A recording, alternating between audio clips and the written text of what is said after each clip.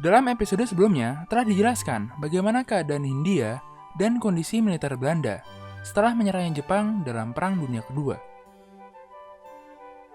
Dalam episode kali ini, kami akan menjelaskan secara lebih mendetail mengenai kekuatan dari kedua pihak, baik Belanda dengan kaum loyalisnya dan Indonesia dengan kaum pro-republik.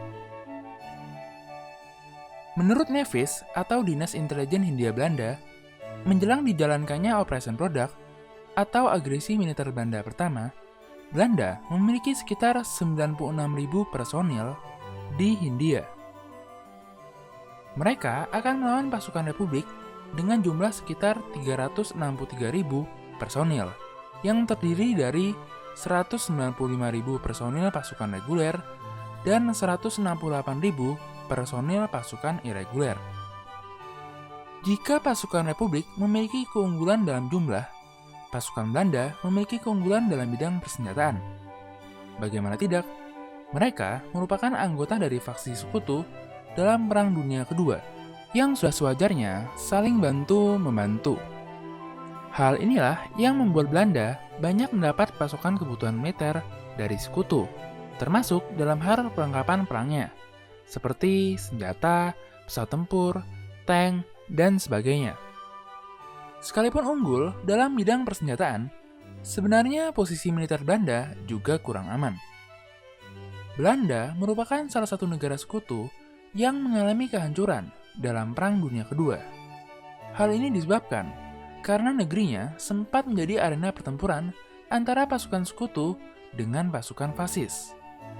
Sedangkan tentara kolonial di wilayah Hindia yang selalu berhasil dalam mengamankan koloninya masih belum pulih, baik secara jumlah maupun moral dari perang melawan Jepang. Kondisi ini memaksa Belanda untuk mengirimkan pasukan dari negerinya sendiri dalam membantu pemerintah kolonial untuk mentertibkan keadaan. Masalahnya, dari mana Belanda dapat mengumpulkan tentaranya? Hal inilah yang memaksa Belanda mengambil keputusan kontroversial dalam mewajib militerkan warganya, khususnya para pemudanya, untuk berdinas di Hindia Belanda. Tentara-tentara yang masih sangat fresh ini umumnya hampir tidak memiliki pengalaman maupun pengetahuan apapun, terlebih mengenai Hindia. Sebagian bahkan percaya mereka sedang piknik ke Hindia. Mereka yang berpikir seperti itu merasa akan berjumpa dengan ini atau ini, dan tentunya bukan ini. Masih ingin tahu? Sebelum itu, mohon di-subscribe dulu ya guys.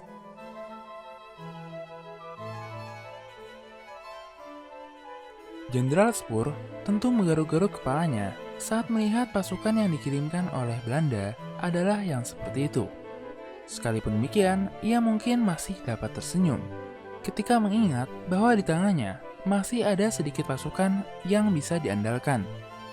Mereka-mereka ini merupakan pasukan reguler yang sudah ditempa dengan berbagai pengalaman, seperti berperang melawan Jepang dalam perang sebelumnya. Ia masih memiliki pasukan-pasukan khusus, seperti Depot Special Truppen yang namanya menjadi sangat terkenal, karena pernah dipimpin oleh Kapten Raymond Westerling, dan merupakan cikal bakal dari pasukan Kopassus di Indonesia. Hindia Belanda juga memiliki tradisi dalam melawan gerilyawan, khususnya dengan pasukan gerak cepat ala Marsos, ya mungkin seperti Brimob zaman ol ya. Secara keseluruhan, Spur memiliki tentara yang dipersenjatai dengan baik, sekalipun jumlahnya nggak banyak-banyak banget sih, tapi ya lumayan lah. Pasukannya ini terdiri atas wajib militer dari Belanda dan veteran militer yang dapat diandalkan. Tidak semua pasukan Belanda berasal dari orang Belanda.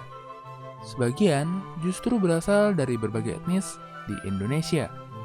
Mereka-mereka ini adalah orang Indonesia yang setia pada Belanda dan turut berjuang untuk mengembalikan kekuasaan Belanda di Hindia. Mungkin banyak yang bertanya, mengapa mereka melakukannya? Alasannya tentu sangat beragam. Salah satu hal yang mendasarinya adalah loyalitas mereka terhadap pemerintah Belanda. Mereka melihat Belanda sebagai pemerintah yang sah atau terlegitimasi, sedangkan Republik hanyalah gerakan separatis atau pemberontak yang tinggal menunggu waktu seperti yang sudah-sudah. Kasarnya, mereka-mereka ini melihat perjuangan kemerdekaan Indonesia sebagai suatu bentuk ketidaksetiaan terhadap negara yang sudah ada, yaitu Hindia Belanda. Di sini, kita bisa belajar bagaimana sudut pandang dalam melihat suatu masalah sangatlah mungkin menghasilkan hasil yang berbeda satu sama lain. Jika dari tadi kita terus membahas tentang Belanda, dan Belanda, yang hampir membuat channel ini diklaim sebagai channel yang pro Belanda, padahal enggak sih. Sekarang, mari kita membahas tentang pasukan Republik atau Indonesia. Saat menjajah Hindia, Jepang membentuk berbagai organisasi, baik militer maupun semi-militer, seperti Barisan Pembantu Polisi atau Keibondan, Barisan Pembantu Militer Jepang atau Heiho, Pasukan Pembela Tanah Air atau PETA, dan sebagainya. Awalnya, Jepang membentuk berbagai organisasi itu dengan tujuan agar mereka membantunya dalam melawan pasukan sekutu. Namun, ketika Jepang menyerah, pasukan-pasukan bentukan Jepang ini justru berperan sangat penting bagi perjuangan kemerdekaan di Indonesia. Dibanding Belanda, pasukan Republik dapat dikatakan memiliki moral yang lebih tinggi. Hal ini diperkuat oleh kesadaran akan bagaimana Asia ternyata dapat mengalahkan pasukan sekutu, setidaknya di awal perang. Menjelang berakhirnya pendudukan Jepang di Hindia, jumlah anggota PETA sudah mencapai 57.000 personil yang tersebar baik di Pulau Jawa maupun Sumatera. Selain PETA, jumlah anggota Heiho sudah mencapai 42.000 personil, sedangkan Keibondan sudah mencapai 28.000 personil. Mereka inilah yang akan menjadi tulang punggung dari Tentara Keamanan Rakyat, yang di kemudian hari berubah menjadi Tentara Nasional Indonesia atau TNI.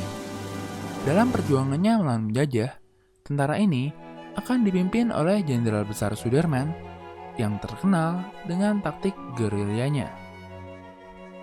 Sekalipun unggul dalam jumlah, tentara Republik memiliki kekurangan di bidang persenjataan.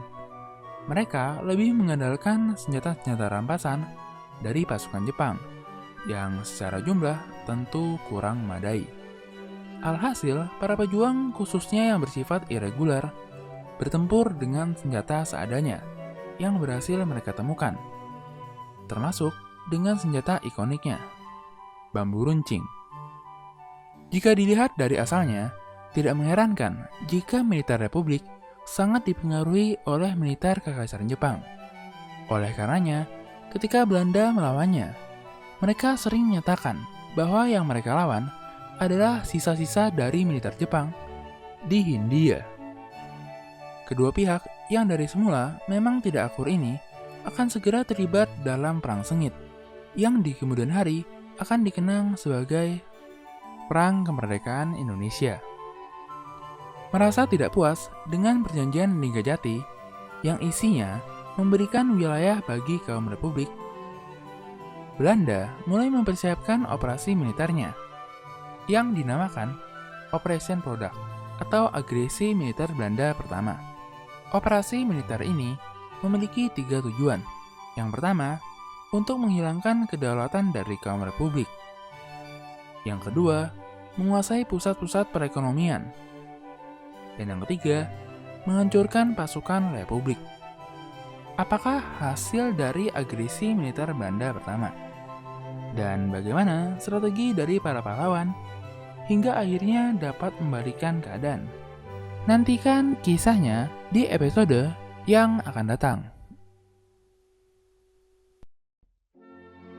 Hai, bantu kami dalam memproduksi lebih banyak konten sejarah dengan mengklik tombol subscribe. Dan jangan ragu untuk memberikan saran, komentar, atau pertanyaan. Terima kasih.